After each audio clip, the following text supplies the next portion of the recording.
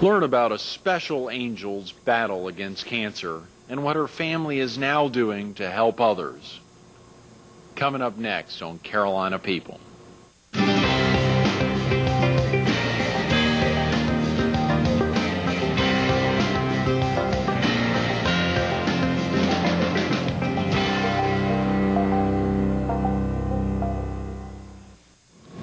Good morning. Welcome to Carolina People. This morning we're at the Fox 43 studio. We're focused on the Shelley Glaspell Sheelard Ewing Sarcoma Fund, and we're visiting with Harry Turner of Turner PR Consultants and the president of the Beach Music Association International. Good morning, Harry. You got that mouthful out very easy. That is a big one. That is a big one. Thanks so much for getting back with us this morning. As always, buddy. How exciting to think, it was back in, February or January when we were really focused on the big event at Myrtle Beach High School for the Beach Music Association, but really the tie-in for the Long Bay Symphony. And how well it came off, and there's never been anything like it with the Symphony Orchestra, and thanks really to you and some other people. You helped us get the word out there, and just meant so much to so many people. So many, Harry, both through the show and through so many vehicles that you all use to promote that event. It's so exciting to see you now again helping out the Ewing Sarcoma Fund, to think about their the big event in October, the Beach Boogie concert coming up on October 10th. You've been instrumental in helping putting that together. Well, I have. Number one, I so believe in what Sandy is about. It's something so well needed that for me to get involved, especially bringing the kind of music that we promote as part of it, it was a natural mix. Mm-hmm. And of course, Charlotte, the Queen City, is a natural place to do it. Probably only here at Myrtle Beach is there equal love and enthusiasm and a center of people where it can go over as well as it can, and we just got a tremendous lineup. I can't wait to tell the folks about it. Mm-hmm. Harry, for folks who may not have seen you when you were on Carolina People previously, are you originally from the area? From Greenville, South Carolina. Okay, great. Grew up in Greenville, and been here about 4 or 5 years now, and this is where I headquarter. My office is here. I still travel a good bit throughout the state because I represent a lot of artists, beach music, and some other type industries and companies as well, but I don't stay here as much as I would like to, but this is where I've got my roots down, so Having lived in the upstate so much of your life, what do you think prompted you to move to the beach, Harry? It was a center of so much of beach music. It's a matter of where do you best headquarter and then fan out to your travels. The upstate was not the place to do it. Columbia possibly because it's mid-state, but see, I get it in North Carolina and Georgia as well. It just tended to work best here for a whole lot of reasons, and I'm glad it's working that way. Harry, do you have family here with you in the area? Do not. No, my family, all of them are in the upstate. Rock Hill, Spartanburg, Greenville, those areas. When we think about beach music, folks often really think of Harry Turner. Beach music and Harry Turner have gone together for so long now, so much of the focus of your career.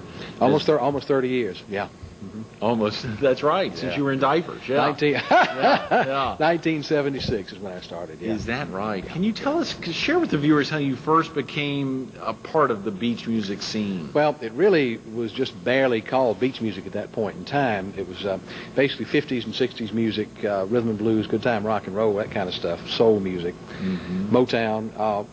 Believe it or not, at that point, 1976, very few radio stations played any of this music, even though it was so well loved by so many people.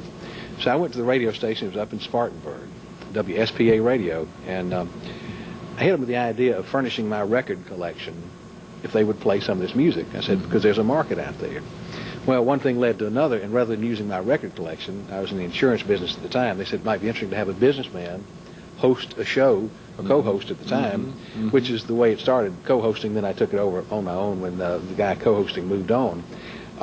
And it just took off from there. I was then syndicated on approximately 40 stations throughout the Southeast at one time in the late 80s through the early 90s, and stayed on the radio really until about 99. And I decided, even though I did okay with it, that really I think my strength was in promoting artists, the music in general, managing festivals like this one, those kinds of things. So I kind of put the radio thing on hold. I may eventually do something again, but it calls for you to be in one place all the time, and the nature of what I do, it just didn't work. But there are a lot of other people now doing it, and I even promote some other people doing radio, as an example. One of the exciting aspects of your life is you truly approached beach music as a science, and we think about the research you've conducted and how it impacted the presentation of your book, This Magic Moment, Musical Reflections of a Generation. Can you share with us about how you've approached beach music as a science? Well, as I was growing up, I guess as opposed to a lot of kids, I always liked to watch people and study things and what have you, and I could see the effect this music had. When I was growing up, big band music was in place, but I saw that we kids really got into this rhythm and blues black-based music because young people like music with energy. Big band music, as good as it is, and I love it, but it's basically laid-back music. So there was time for a change, and when this black-based rhythm and blues took off, and then the Elvises and people like this joined in, it was just a natural to watch and study the changes. Then I saw the Elvises come in, and later the Beatles and the changes that came with that. But through all of that, we in the Carolinas, for some reason, never embraced those changes as much as a lot of the rest of the country or the rest of the world. We stayed with our rhythm and blues roots. Yeah, we'd accepted Elvis and people like that, and Elvis did well here. But the Beatles, it took them much longer to make an impact here, as an example, when it happened, than it did almost anywhere else, because we stayed with our Marvin Gayes and Temptations and Four Tops and Otis Reddings and this kind of thing. And that is the heart and soul of where beach music, as we know it today, has come from. So in studying that, it made me want to write the book and give dues and credit to how good this music was and is, and how good the artists performing it are. Now, to tell you a quick story, Pat Boone was at the Newberry Opera House. That's one of my clients. Went to a show, gave him a copy of my book. But in the book, I said that Pat Boone did inferior cover versions of songs by Fats Domino and Little Richard. 2 weeks later, I got a letter from Pat Boone. I'll have to show it to you sometime. Yeah. But what he said, and this is part of the sociological study of what it is, he said, Harry, I want to compliment you about your book, 2-page letter, very complimentary. He says, but I do want to take issue and explain why you would say they were inferior cover records. So, and he made an explanation I never would have believed. What he said was, he said he could sound black. He could sound like a rhythm and blues artist. But if he did those songs like Tutti Frutti, Little Richard, Ain't That a Shame, Fats Domino, if he did them in those styles, the white radio stations at the time would not play black artists, so therefore he also would not be played. So by doing it in basically a white style, thus to we guys who like the original type stuff, thus quote-unquote inferior, then he got airplay, and it then helped, which is true because Fats Domino's told me that. More airplay and exposure for Fats Domino, Little Richard, and the other types of artists. He said, I know it's not going to change your mind per se, but I just wanted to give you my perspective. That is fascinating. But let me tell you the other thing that happened. So I wrote him back, because you don't know this. My plans are to update the book next year, 2004, 10 years from its publication, with things that have happened, like the symphony and the association, a whole lot of things, in those 10 years. And I wrote him back and told him that I was planning to do that. Can I have his permission to print that letter in the update?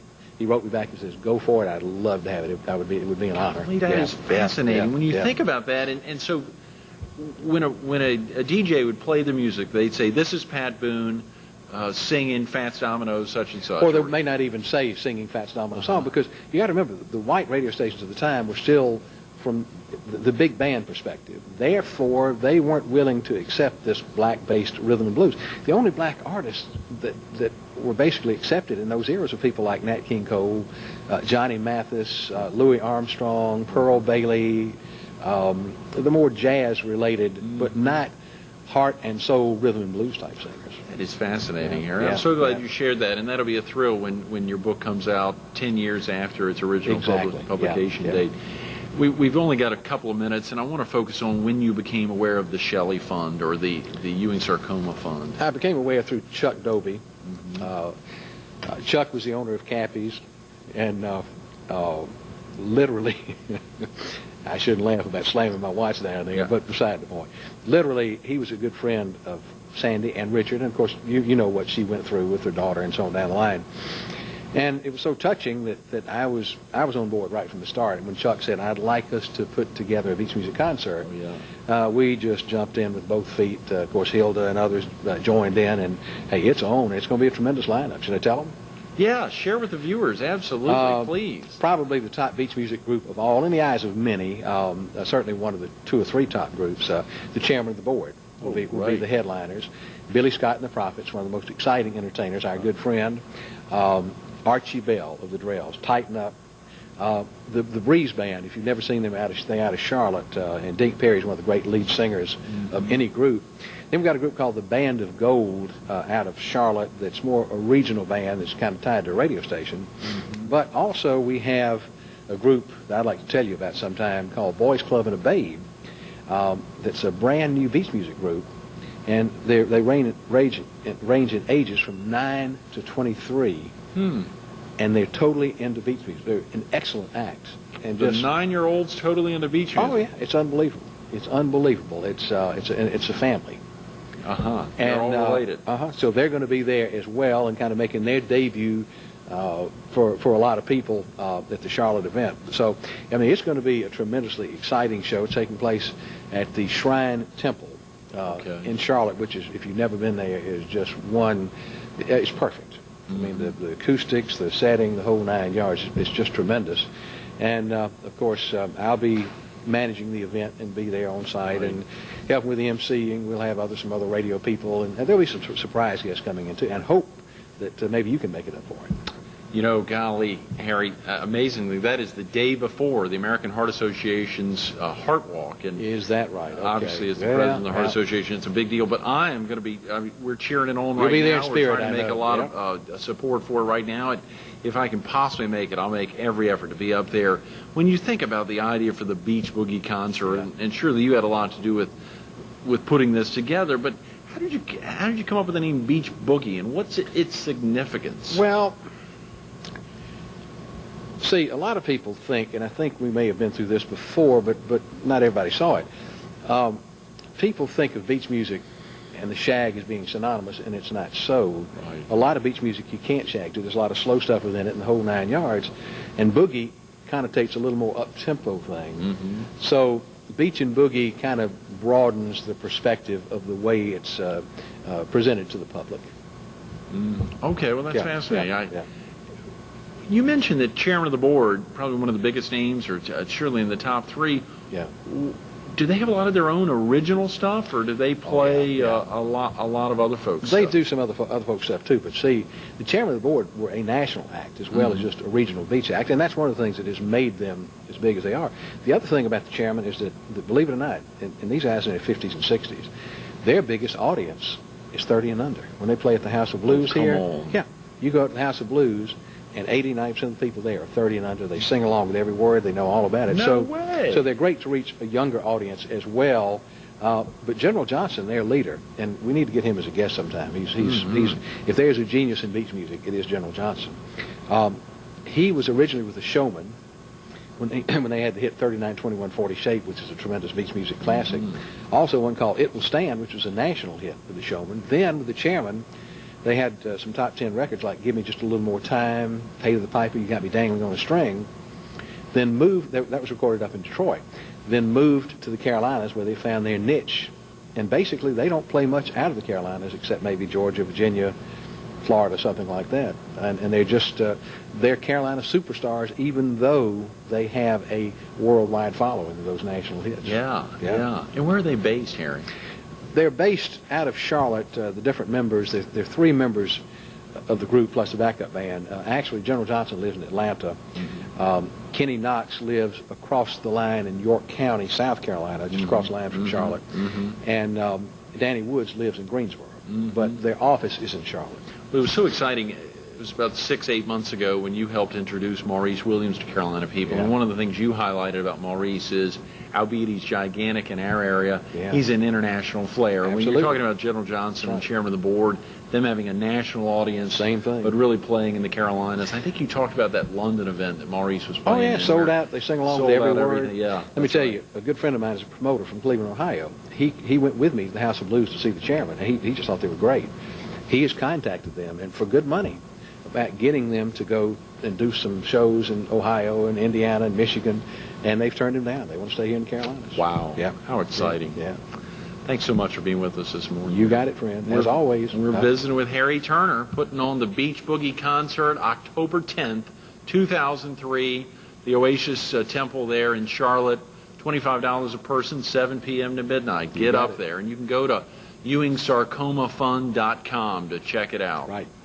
Harry, thanks again for being with us this morning. Thank you, Greg. Absolutely. Stay tuned to more Carolina People with Sandy Glaspell coming up next.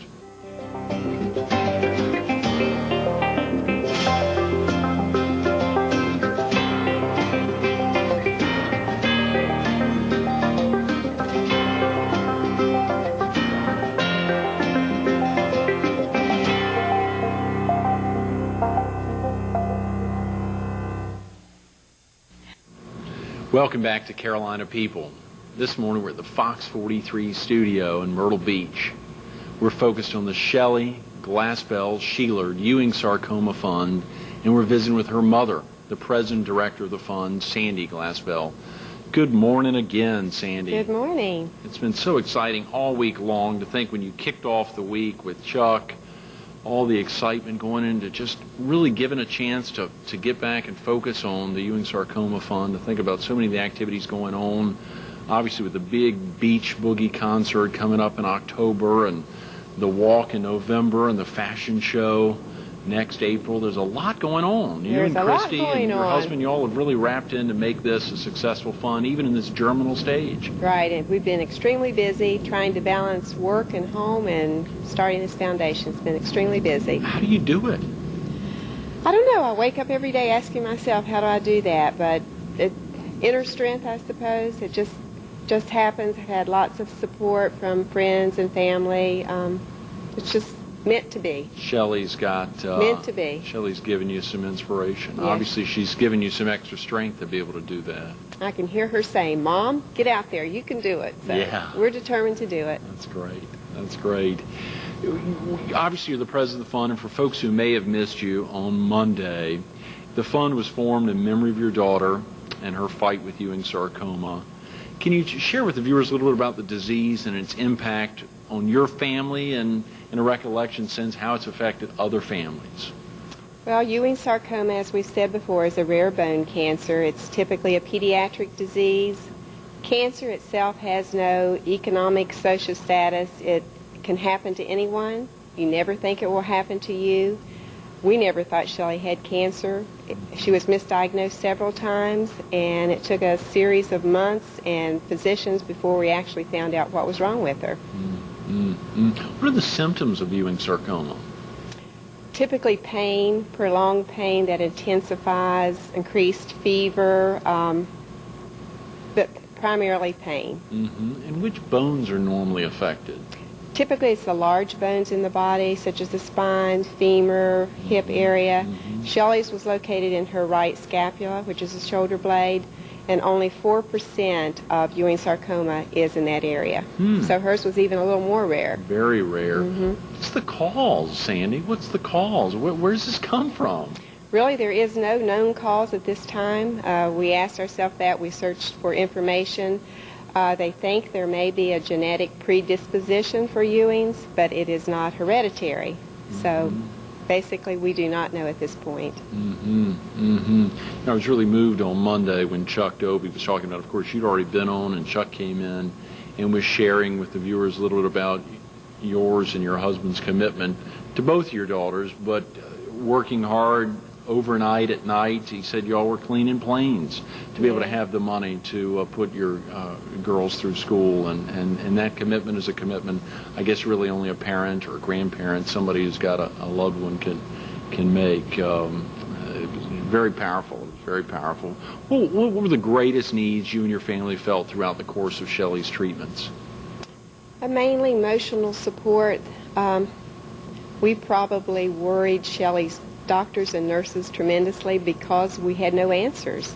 And any new symptom that arrived, we had to find out what we needed to do for that. So there just was not much information available. It was very frustrating. And all the new contacts that Shelley made with other patients having osteosarcoma or Ewing sarcoma in the hospital left one by one, which was disappointing for Shelley because she made those contacts and friends, and they left her behind.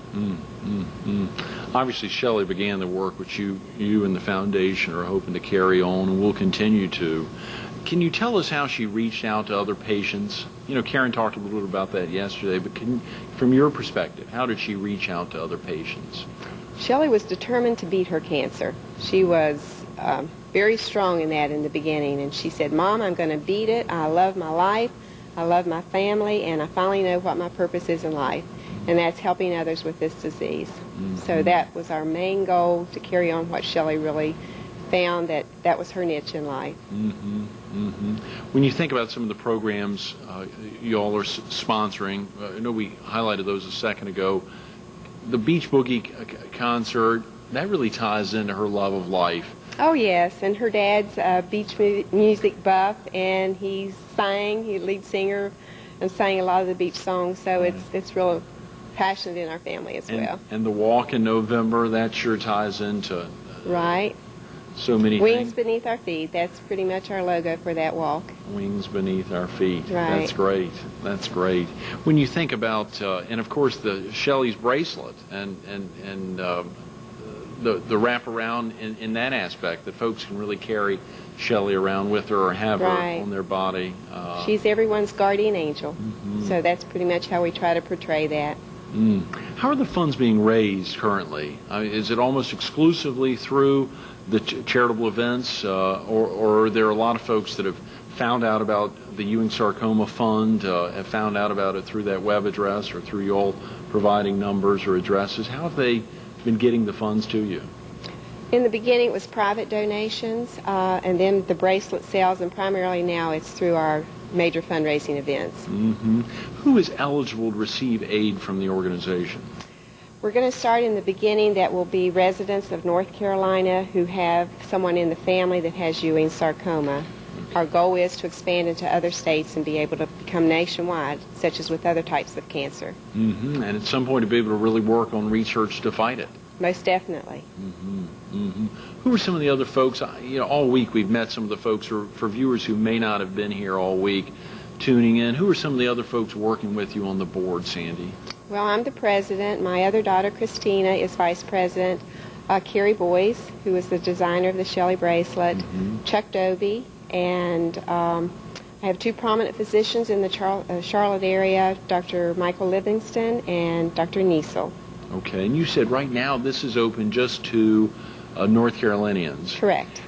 How are they referred to you? Have folks found you already? How have they been referred to you? Primarily through those doctors? Or? Correct, through Okay. physician referral.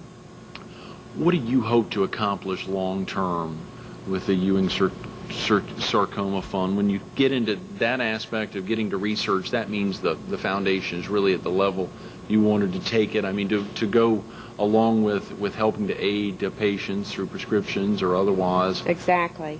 We want to make it an end to cancer, such as and find a cure, such as for breast cancers and other types of cancers. My family has been touched with cancer. I have a mother with breast cancer survivor. My sister had cancer, and now my daughter. None are related, but it's all cancer. So,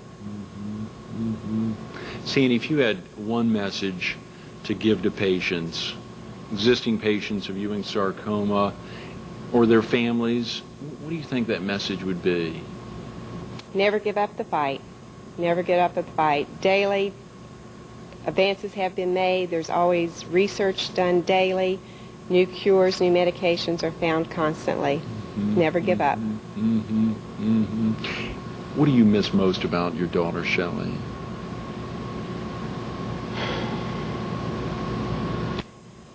Just being able to see her. You heard her say it, never give up the fight. Search for positive aspects of life. You'll find them. Sandy Glaspell is doing that. She and her daughter and so many others that are now making a dramatic effort to fight Ewing sarcoma and to make a difference. Give back. Thank you, Sandy, for being with us this morning. Thank you for having us. Absolutely. Stay tuned to more Carolina People coming up next.